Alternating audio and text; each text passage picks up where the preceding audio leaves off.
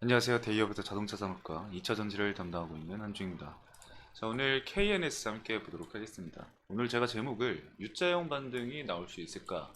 라고 좀 작성을 했는데, 현재 차트가 지속적인 이 완만한 하락세를 보이다가 추세 전환이 좀 나올 수 있는 그런 그림이 그려지고 있는 상황이죠. 그래서 현 시점에서 주가 상승이 회복세가 일어나면서 U자형 반등이 나올 수 있을지 그 부분에 있어서 한번 말씀을 드려보도록 하겠습니다. 24년 하반기부터 이 426파이 이슈에 주목을 해야 된다라고 좀 이렇게 말씀을 해놨는데, 지난 영상에서 제가 이미 이 KNS가 어떤 기업이고 어떠한 장비 그리고 어떠한 부품을 납품을 하는지 그리고 어디에 납품을 하는지까지 말씀을 드렸었는데, 그 영상을 보신 분들이라고 한다면은 이게 어떠한 얘긴지 잘 아실 거라고 생각을 해요. 그래서 뭐 모르시는 게 있다라고 한다면은 제가 잠시 뒤에 또 간단하게 설명을 드리도록 하고요. 그리고 자동화 장비 공급 계약 이슈가 있습니다. 그래서 이거 기사 내용도 함께 보면서 어떻게 해석을 해야 되는지 말씀을 드리도록 하겠습니다. 자, 그럼 본격적으로 KNS 함께 보도록 하겠습니다. 자, 일단 차트를 좀 먼저 보도록 할 건데요.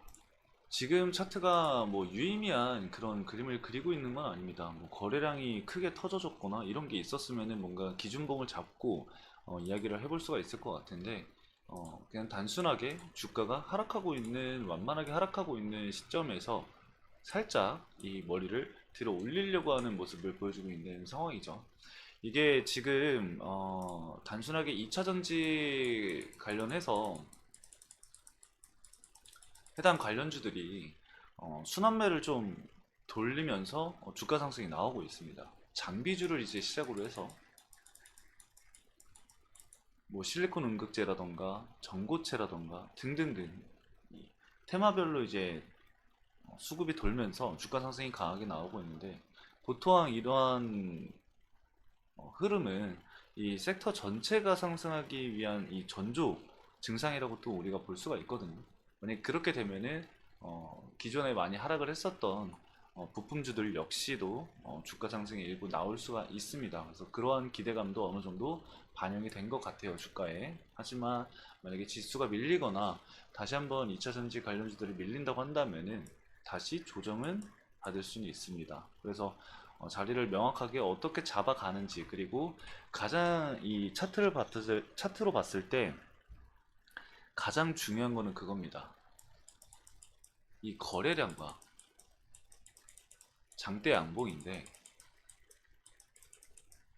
이 주가 상승이 나오기 위해서는 이 거래량을 동반한 장대 양봉이 형성이 되어야 합니다. 그래야지 그 기준을 잡고 주가가 추가적으로 상승이 나올지 아니면은 지켜줘야 하는 자리들이 있는지에 대해서 얘기를 할 수가 있기 때문에 이런 부분들이 굉장히 중요합니다. 그래서 여러분들이 만약에 보유를 하고 계신다고 한다면은 현재 그리고 있는 이 하락 구간에서 형성한 이 단기적인 이 박스권 구간에서 이 저항대를 돌파하는 시기에 거래량을 동반한 강한 장대 양봉을 형성을 한다. 그렇게 되면은 추세 전환의 초입이라고 우리가 판단을 해볼 수는 있습니다. 근데 단순히 차트만 보고 우리가 그렇게 판단할 게 아니라 이슈도 함께 봐야겠죠. 어떠한 이슈로 주가 상승이 이루어졌는지, 그리고 그 이슈가 얼마나 우리가 호재성으로 바라볼 수 있는 이슈인지 그 부분을 파악을 해야 합니다. 근데 아직까지는 이슈가 나온 거에 크게 없기 때문에 장대 양봉이 형성이 되거나 아니면 거래량이 급격하게 증가를 하거나 이런 모습은 보여지지 않고 있는 모습이죠. 그리고 수급적인 측면을 본다고 하더라도 크게 볼만한 수급이 사실 보이지 않고 있습니다. 뭐 기관 쪽에서도 매도를 진행을 하고 있고, 외국인 쪽도 어, 순매도가 현재 많은 상황이죠. 그래서 120일 기준으로 해서 이제 어차피 12월 달에 상장을 했으니까 지난해 12월 달 상장한 직후부터 좀 수급을 체크를 해보면은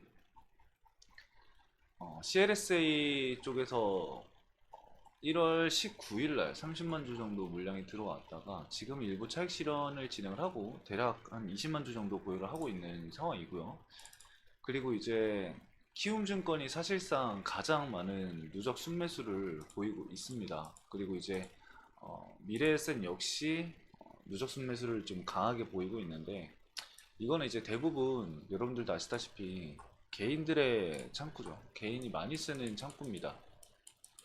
이 키움증권과 미래에셋은요.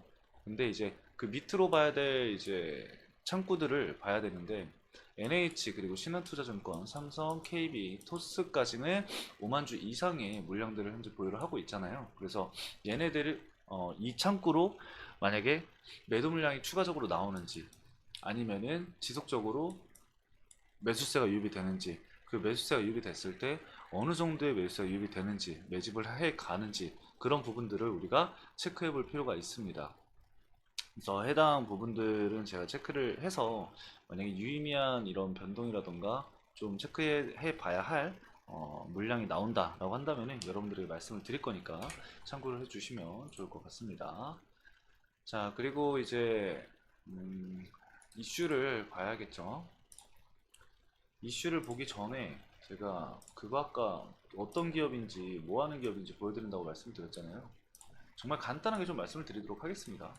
고객사 같은 경우는 이제 이 KNS 자체가 1차 벤더는 아니고요. 이 국내 메이커 배터리 3사의 1차 벤더에 납품하는 기업이라고 보시면 될 것 같아요. 그러니까 최종적으로는 한 2차 벤더 정도 되겠죠. 그래서 최종 고객사는 뭐 LG 에너지솔루션, 삼성 SDI, SK온, 테슬라, 그리고 GM, 포드 등등이 되겠습니다. 참고해 주시면 될 것 같고, 제가 이 원통형 배터리 쪽에서 중요하다라고 말씀을 드렸는데, 이 원통형을 보시면은 제가 이렇게 체크를 해놨죠. 또 이 내용을 살펴보시면은 원통형 배터리 CID 제조 장비를 현재 진행을 하고 있는 상황이고, 46파이 배터리 장비 생산과 그리고 납품을 진행을 하고 있습니다.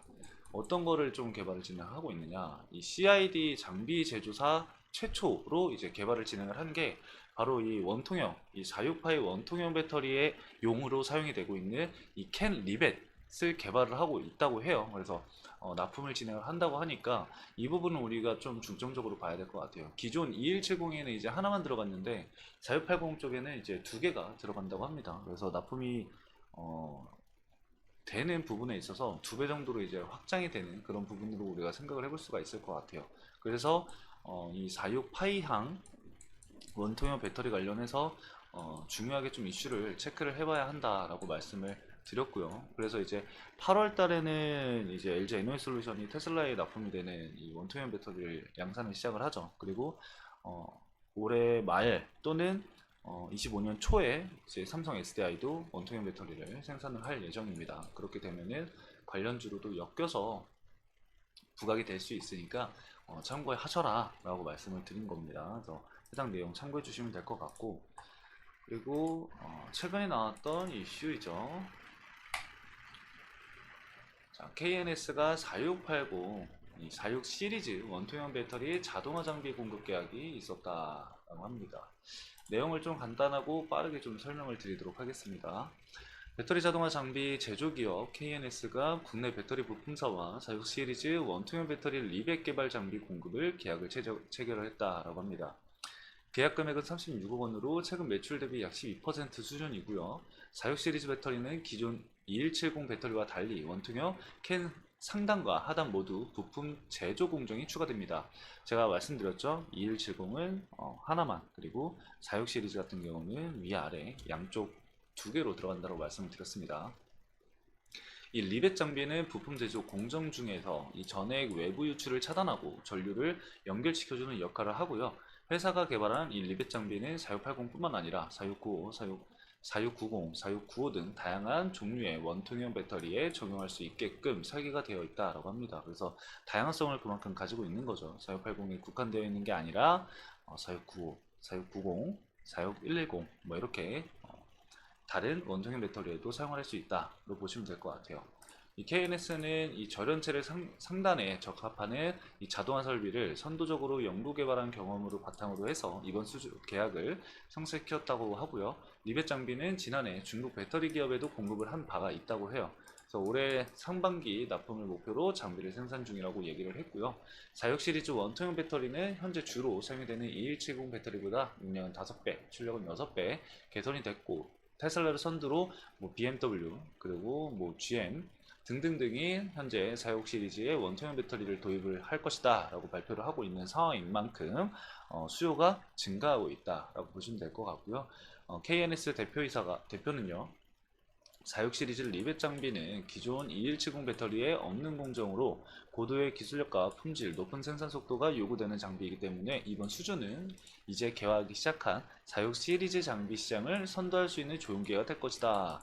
회사는 장비 개발, 제조 역량을 극대화하고 지속적으로 시장의 흐름을 선제적으로 읽어내 글로벌 자동차 장비 기업으로 자리매김할 것이다 라고 얘기를 했다고 합니다. 그래서 사실 결과적으로 여기서 봐야 될 내용은 이 금액 자체가 중요한 게 아니라 46 시리즈, 이 46 시리즈 원통형 배터리의 시장이 개화가 되면 될수록 KNS가 부각을 받을 가능성이 있다. 그래서 24년도 하반기에 좀 이런 내용들을 체크를 해봐야 되지 않을까 정도로 정리를 할 수가 있을 것 같습니다. 자, 오늘 KNS 간단하게 여기까지 좀 말씀을 드리면서 마치도록 하겠습니다. 오늘 영상도 시청해주신 여러분들 감사합니다.